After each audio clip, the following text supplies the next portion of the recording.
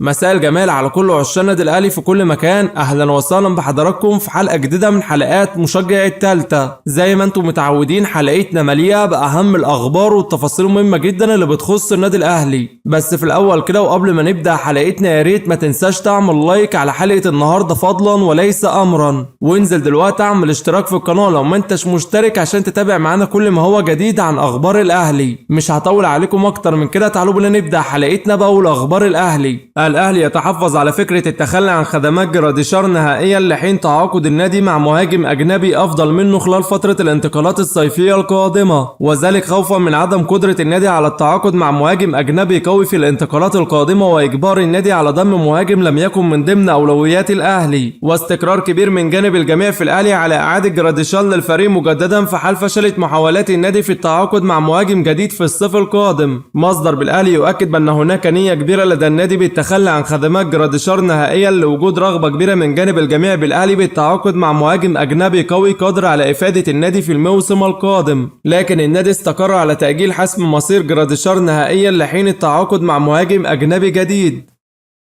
المدرب البرتغالي كارلوس كارفاال أبدى ترحيب مبدئي بتوليه القيادة الفنية للأهلي الفترة المقبلة، وذلك بعدما استفسر مسؤول الأهلي عن إمكانية توليه القيادة الفنية للفريق قبل تقديم النادي أي عروض رسمية للمدرب في الأيام القادمة، والذي أبدى ترحيبه بشكل مبدئي بتوليه القيادة الفنية للأهلي وينتظر وصول عرض رسمي من جانب الإدارة في الأيام القادمة لحسم كل الأمور بشكل رسمي، والأهلي يستعد لتقديم عرض رسمي للمدرب البرتغالي من أجل حسم كل الأمور المالية والتعاقدية للتعاقد مع المدرب بشكل رسمي في الأيام القادمة. ومصدر بالأهلي يؤكد بأن ياسين منصور نائب رئيس النادي هو الذي يقود المفاوضات مع المدرب لحسم التعاقد معه، وذلك بعدما أنال كارلوس كارفاال إشادات قوية من جانب الجميع بالأهلي بإمكانياته الفنية لكونه أفضل الخيارات الفنية المتاحة حاليا أمام النادي. حسام الزناتي المدير الرياضي بنادي نيوزيلاند الدنماركي يؤكد بأنه لا توجد أي نية بالتخلي عن خدمات إبراهيم عادل خلال فترة الانتقالات الصيفية القادمة، ويؤكد بأن النادي الدنماركي يحتاج إلى خدمات اللاعب الفترة القادمة بعدما ظهر بشكل جيد مع الفريق الفترة السابقة وكان له تأثير إيجابي وواضح في المباريات، والمردود الفني الذي أظهره إبراهيم عادل مع الفريق كان الدافع الأكبر لحسم الصفقة رسميا وتفعيل بند شراء اللاعب نهائيا، لكن وارد جدا أن يتغير الأمر بعد مشاركة اللاعب مع منتخب مصر في بطولة كأس العالم وإظهار موهبته في البطولة، فالجميع يعلم موهبة اللاعب الكبيرة وفكرة التخلي عنه نهائيا ستكون في خدمة أهداف النادي لتوفير الإمكانية لضم المزيد من العناصر مستقبلا من أندية الدوري المصري، خاصة وأن نادي نيوزيلاند استثماري في المقام الأول ويساعد اللاعبين في تحقيق أحلامهم وطموحاتهم. وفيما يخص تقديم الأهلي عرض رسمي من أجل الحصول على خدمات إبراهيم عادل في الصيف القادم، أكد بأن إدارة نادي لم تتلقى أي عروض رسمية من الأهلي، ومن المستحيل أن يتعاقد نادي مع لاعب من أجل انضمامه إلى فريق آخر، ونادي نيوزيلاند له جمهوره، ومن المستحيل أن يتعاقد مع لاعب من أجل انتقاله إلى فريق آخر مثلما ردد البعض. الأهلي يستبعد فكرة التعاقد مع المدرب الكرواتي كرونسلاف يوروتيتش مدرب بيراميدز من أجل توليه القيادة الفنية للفريق الفترة القادمة، ومصدر بالأهلي يؤكد بأن كل ما تم تداوله بشأن هذا الأمر لا أساس له من الصحة وعبارة عن اجتهادات صحفية، وهو فقط مجرد مرشح من ضمن قائمة الترشحات على طاولة النادي من أجل التعاقد مع مدرب أجنبي لخلافة ياس تورب، والنادي لم يتخذ أي خطوات رسمية بشأن الدخول في مفاوضات مع يوريتيتش من أجل توليه القيادة الفنية للفريق. والأهلي يستبعد فكرة التعاقد مع مدرب بيراميدز بسبب عصبية المدرب في المباريات والذي لا تتماشى مع النادي. نادي أفريقيا البرتغالي يبدي اهتمامات قوية بالتعاقد مع أحمد نبيل كوكا لاعب الأهلي في الصيف القادم، وذلك لرغبة النادي البرتغالي بالحصول على خدمات اللاعب بشكل مجاني عقب نهاية تعاقده مع الأهلي بنهاية الموسم الحالي. ومصدر مقرب من أحمد نبيل كوكا يؤكد بأن اللاعب مرحب بشكل كبير بفكرة الانضمام للنادي البرتغالي في الصيف القادم وينتظر وصول عرض رسمي لحسم كل الأمور في الأيام القادمة، خاصة وأن اللاعب لديه رغبة قوية بخوض تجربته الاحترافية في الملاعب الأوروبية، وأيضا بسبب عدم مشاركته مع الأهلي في المباريات بشكل أساسي الفترة السابقة، وأيضا لصعوبة حصوله على فرصة المشاركة مع الأهلي في الموسم الجديد لتواجد أكثر من عنصر في مركزه، واستقرار كبير من جانب كوكا بالرحيل عن الأهلي في الصيف القادم وعدم التجديد مع النادي. الأهلي استأنف تدريباته اليوم استعدادات لخوض مواجهة المصري القادمة في ختام بطولة الدوري بعد حصول الفريق بالكامل على راحة من تدريبات الأمس، ويستر عقد جلسة مع لاعبي الفريق بالكامل من أجل شرح لهم أهم النقاط الفنية والجمل التكتيكية الذي ينوي تطبيقها في المواجهة القادمة. ويطالب الجميع بضرورة التركيز وخوض اللقاء بكل جدية والتمسك بالأمل حتى آخر لحظة من عمر الدوري، وذلك على أمل تعثر الزمالك وبيراميدز في مواجهتهم القادمة وتعود الفرصة للأهلي بالفوز بالدوري في ختام البطولة.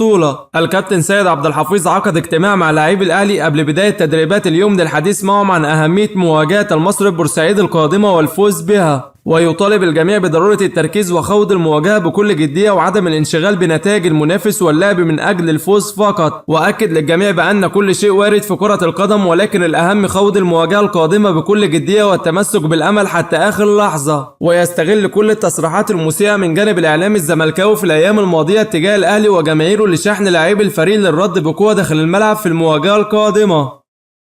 الكابتن وليد صلاح الدين مدير الكرة بالأهلي يحذر لاعبي الفريق من التهاون في المواجهة القادمة أمام المصري البورسعيدي وفقدان الثقة، ويؤكد للجميع عن أهمية مواجهة المصري القادمة والفوز بها للتمسك بالأمل حتى آخر لحظة من عمر الدوري على أمل تعطيل الزمالك وبيراميدز في مبارياتهم القادمة. ويطالب الجميع بضرورة خوض المواجهة بكل جدية من أجل تحقيق الفوز وعدم الانشغال بنتائج المنافس وخوض المباراة وكأنها مباراة نهائية. طبيب الأهلي يؤكد مشاركة أحمد رمضان بيكهام بشكل تدريجي في التدريبات الجماعية للفريق اليوم بعد تعافيه من إصابته بشد في العضلة الضامة، وتفاؤل كبير من جانب الجهاز الطبي للأهلي بتواجد اللاعب في مواجهة المصري البورسعيدي القادمة بعد تخلصه من الإصابة ومشاركته اليوم بشكل تدريجي في التدريبات الجماعية. ويؤكد أيضا بأن مصطفى شوبير شارك اليوم في التدريبات الجماعية مع الفريق بعد تعافيه من إصابته بشد في العضلة الخلفية، واللاعب شارك اليوم في التدريبات الجماعية للفريق بشكل كامل استعدادات لخوض مواجهة المصري البورسعيدي القادمة في ختام بطولة الدوري.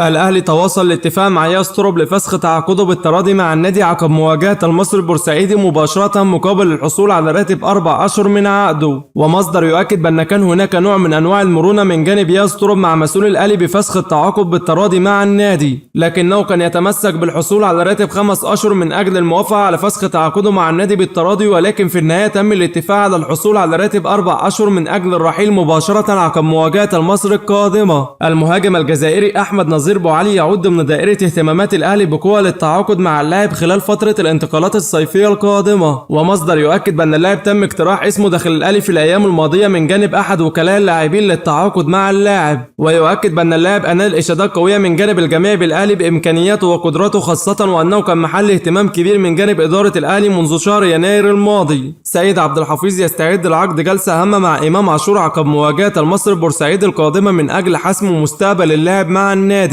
وذلك بعدما تداولت العديد من الإشاعات عن رغبة اللاعب بالرحيل عن الأهلي، وأيضا تصريحات آدم وطني وكيل اللاعب الذي أثار كل الجدال في الأيام الماضية. ومصدر بالأهلي يؤكد بأن هناك رغبة من جانب الجميع بالنادي بحسم مصير إمام عاشور بشكل نهائي لمنع تداول العديد من الأخبار والإشاعات الكاذبة الفترة القادمة. نادي بيراميدز بيكثف محاولاته لإقناع أكرم توفيق بالعودة لمصر عن طريق النادي السماوي بداية من الصيف القادم، وتقارير صحفية تؤكد بأن إدارة بيراميدز تقدمت بعرض مادي مغري لأكرم توفيق من أجل إقناعه باللعب والانضمام لهم، وذلك بعد تأكيد عدة مصادر رسمية عن رغبة الأهلي بإعادة اللاعب للفريق مجددا. وبكده يا صديقي نكون وصلنا لنهاية حلقة النهاردة اللي بتمنى تنال إعجابكم. في نهاية حلقتنا يا ريت ما تنساش تعمل لايك واشتراك في القناة لو ما انتش مشترك عشان تتابع معنا كل ما هو جديد عن أخبار الأهلي.